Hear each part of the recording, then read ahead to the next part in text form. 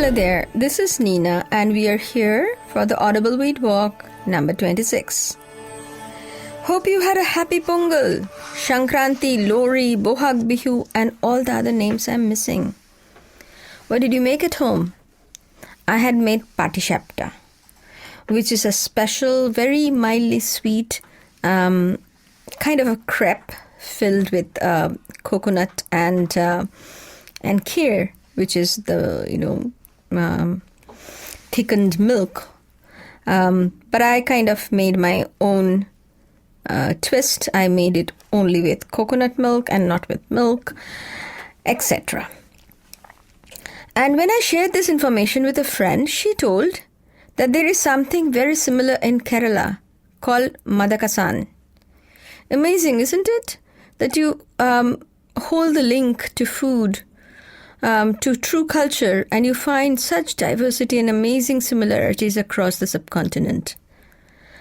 I'll come back to Pongal a bit later, to this festivity and what it really means. Remember, a few weeks back I spoke about Shinrin Yoku, or the forest bathing. Not everyone has the access to forest, you see, but everyone has access to weeds in the Emilu.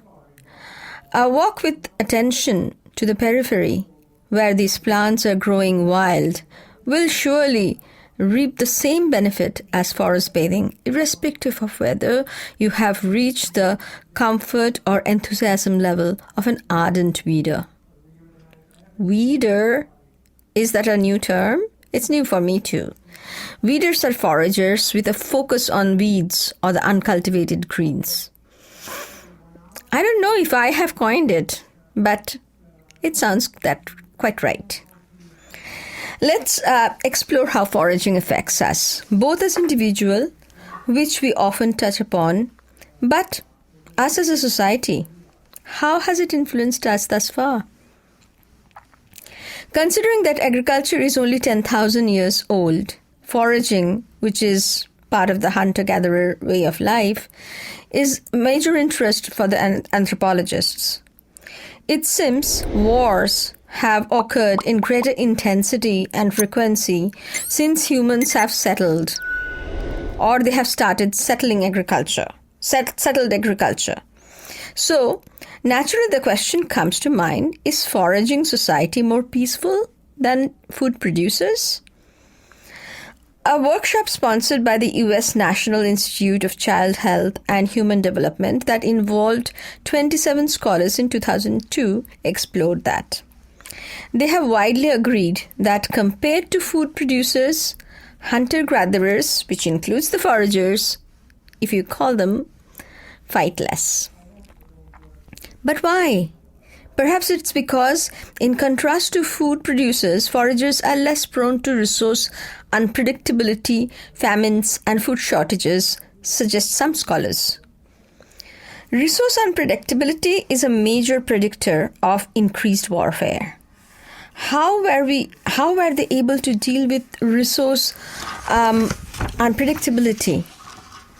Well, they were able to perhaps deal better because they were aligned to the seasonality, like the seasonal available wild food source, both plants and animals. Also, if the food sources kind of change, they adapted. This adaptability, gives you a resilience. Also found some curious facts about this, about intake of plants and animals in the diet in the hunter-gatherer or forager societies. It seems closer a place to the equator, the higher the effective temperature, naturally, right? And therefore more plant biomass. Pretty simple. So, hunter-gatherer society that are closer to the equator depend more on gathering than hunting or fishing. Interesting, isn't it? Which means traditional communities around the equator eat more greens than those that are, in the other latitude and altitudes. Actually, if you think about it, that's what kind of matches what you see and observe. Another paper commented the finding and commented on the finding and concluded that lower the effective temperature, the more hunter-gatherers rely on fishing. Now, I do not know why this particular paper was focusing on fishing, or if the fishing includes fishing and hunting. I don't know. It talked about fishing, so that's what I tell you. As the growing season lengthened, the hunter-gatherers are more likely to be fully nomadic. Interesting take on population too. As foragers become nomads, their groups or clans remain small, and so does their population. A flesh-eating society can be in comparison more settled and therefore increase in numbers. Wow, I hadn't thought it like that. In New Guinea, foragers with high dependency on fishing tend to have higher population densities and larger settlements. Some of the foragers in the New Guinea with high dependency on fishing have densities of 40 or more people per square kilometer, which is very high compared to other foragers and nomadic groups. In a number of ways, childhood in hunter-gatherer societies appear to be more relaxed and easygoing compared to most food producers, and hunter-gatherer children appear to receive more warmth and affection from their parents. Now, coming back to the population, well, most foragers lived by moving frequently and making temporary encampments. They might have repeated seasonal movement based on, some animal migration or some kind of fruit ripening. You see the animals move, there is marula fruit and all animals kind of gather around the marula, or there is Kulinia fruiting in the Western Ghats, so the lion-tailed macaques, kind of gather up there. Foragers usually live in small groups of 15 to 30 and split up even further when food became scarce or some conflict arose. Population grew extremely slowly, if at all. Mother's milk were the source of sustenance for the children, and so the females nursed for a long time, 3 to 4 years sometimes. That prevented new pregnancy. In any case, mothers could not carry more than one infant at a time, so the population remained low. In these close-knit groups, foragers usually shared the food they accumulated, especially prizes of fresh meat. Apparently, forager society were the most egalitarian in human history. Even when the population settled, the groups of people who are closer to this history in terms of time, they are not so far away from this kind of life, still practices some of this sharing. I remember going to very remote areas of Cameroon where there was a hunt. Somebody went and hunted in the village, and the whole village was kind of excited, we thought, and we wondered why, and turned out to be that whoever hunts, it doesn't matter. Sometimes they go, collectively to hunt, but even otherwise, even if one person has gone and hunted, he would share what he got with the rest of the community. That's amazing.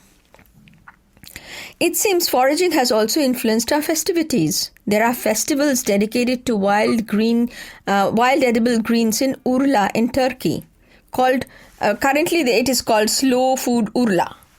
I have made a mental note for a place to visit. It's in my list. Actually, a few years back, on invitation by a physicist turned award-winning chef, Aditya Raghavan, we had accompanied him in a small group to a trip to Nagaland.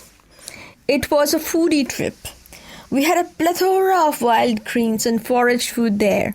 All of them were amazing, simply cooked, flavorful, hot, but not spicy, still subtle and wonderful. But talking about travel and ethical foraging, I was wondering, foraging when it is kind of outsourced to others, can really be unsustainable. Forest honeys in our shelves in the supermarket. Is that really sustainable? I mean, come on.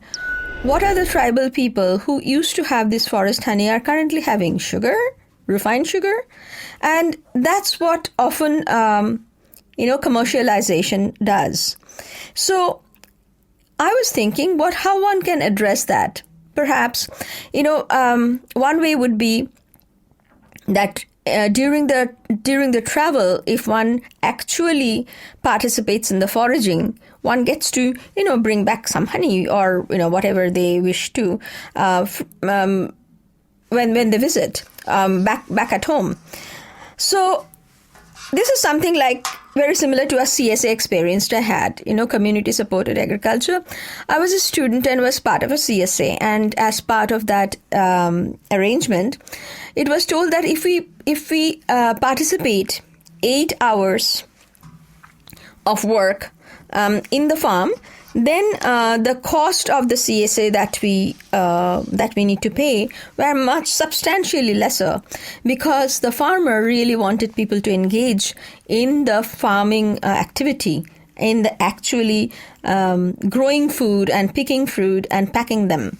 So I think foraging should be something like that. That if you really want your bottle of honey and want to take it back to your city, then you must participate in the foraging, and the foraged food will primarily be for the people who are staying there, who are from the community, rather than for sales. Well, these are kind of radical ideas right now, because that's not what is happening.